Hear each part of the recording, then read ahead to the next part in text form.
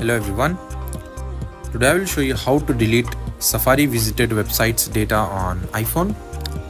So the very first fix is to go to your settings and find Safari and tap on it, open it. Now after tapping on Safari, scroll down to the bottom and tap on Advanced tab. You'll find it on bottom, Advanced. Scroll down and tap on Advanced tab. Now choose website data, tap on website data. Now after scrolling, you will find this remove all website data option. So simply tap on it, tap on remove now and confirm it. By clicking this remove now, you will be able to remove all the visited website data in your Safari.